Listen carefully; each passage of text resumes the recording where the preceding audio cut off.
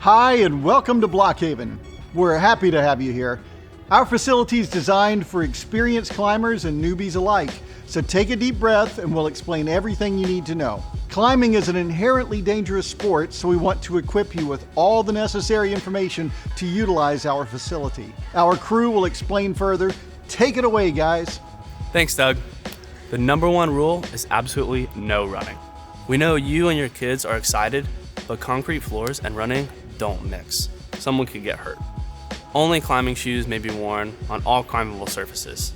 They should not, however, be worn in the bathrooms. Harnesses either. That's just gross. For everyone, keep all food and drinks off of padded surfaces. Please empty your pockets and remove anything from your belt loops before climbing. If you have a harness on and wish to climb on the bouldering walls, you must also remove your harness. Remain aware of your surroundings at all times and do not walk or run under other climbers.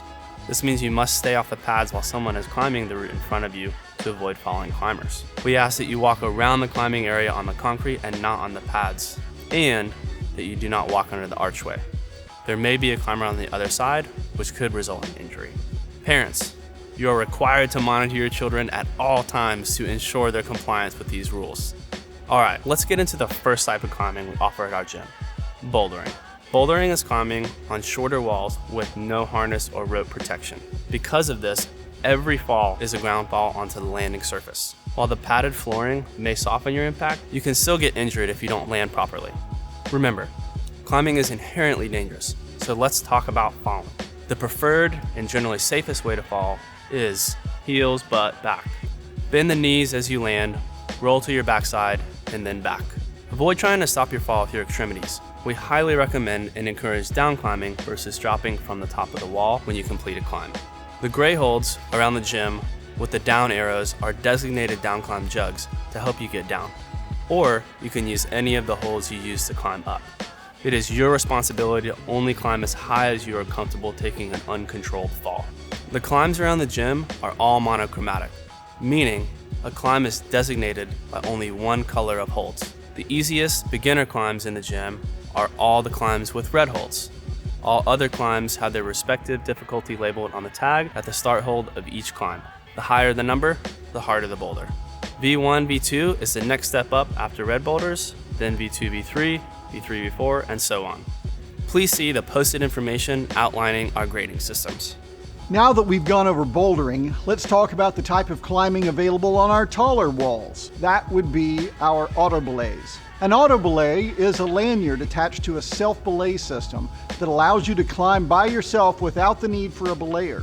We have several here at BlocHaven. You must take a short test with our staff and be signed off for use of the auto belays before you can use them on your own.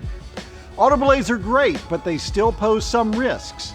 Some of those risks are forgetting to clip in, user error, or mechanical failure. Auto belays do not pull you up the wall, but they lower you slowly to the ground once you've completely weighted on the rope. Do not pull on the line before lowering. You can hold it, but pulling on it will not allow the lowering function to activate until all your weight is on the rope.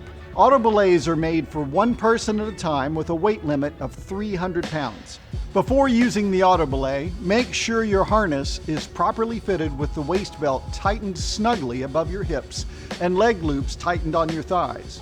Now that your harness is properly fitted, let's look at how to connect the auto belay lanyard to the proper loop on your harness. There are 2 points of contact to be aware of: the primary connection point and the secondary connection point. Remove the primary carabiner from the barrier and clip into the proper loop on your harness, the belay loop for traditional harnesses. The carabiner gate should be facing away from you, and you should hear a click when the gate closes all the way. Next, remove the secondary carabiner from the barrier and clip into the proper loop on your harness, the belay loop for traditional harnesses. The carabiner gate should be facing away from you, and you should hear a click when the gate closes all the way. Always connect both the primary and secondary carabiners to the proper loop of your harness before leaving the ground. Never allow the secondary carabiner to dangle freely. Double check both of your carabiner gates to make sure they're locked by squeezing on each one before leaving the ground. If a carabiner is not locking properly, stop and find a BlocHaven crew member. Test the retraction in the lanyard before each climb to make sure it's retracting properly. If it's not, again, stop and find a BlocHaven crew member. We recommend doing a test fall to get more comfortable with the auto-belay system before going to the top. Climb up to the stop sign on the wall and take a practice fall to get acclimated. Always climb directly underneath the auto-belay, and do not climb a route that is not directly under the auto-belay you're clipped into. When you get to the top of a route, do not climb above the auto-belay unit. Before you push off the wall to lower, check your landing zone below to make sure it's clear. When you let go or fall, sit back in your harness with your feet flat against the wall like you're walking down the wall backwards. Once you've safely lowered to the ground, reattach both of the auto-belay connection points back to the corresponding barrier. Minors under the age of 13 years old are prohibited from clipping themselves into or out of the auto-belays.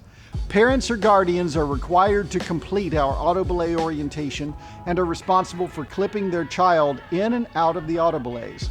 Minors under the age of 13 years old in the facility must be under direct supervision of a parent or guardian for the duration of their visit. We thank you for your cooperation. Now let's take a look at a few key places around the gym. The Block Cafe serves coffee, smoothies, and snacks if you ever need some energy. If you're a member, you get 10% off. Restrooms are located at the back of the gym, as well as our water fountain and water bottle filling station. Showers are available. Our staff would be happy to show you where. You can get towels and a key from the front desk. The mezzanine is a great workspace, complete with ping pong tables and stadium seating overlooking the competition wall. We have a yoga room and offer classes all week long. If you're looking to upgrade any gear, swing by our retail shop. If you're a member, you get 10% off. We have a fitness area with treadmills, rowers, and free weights for customers who are age 16 or older. Our climbing training area is complete with campus tower, adjustable kilter board, and a tension board for customers who are 13 years or older, unless accompanied by a BlocHaven staff member or a coach. If you'd like more information on the use of any training equipment, please come by and grab a BlocHaven staff member. Our trained and friendly staff members are here to make you feel comfortable and sure you have a good time. We would love to answer any and all of your questions. Please head to the front desk or our staff will take you through an in-person orientation and get you checked off to climb. Thanks for watching. We look forward to getting to know you here at BlocHaven. Climb on.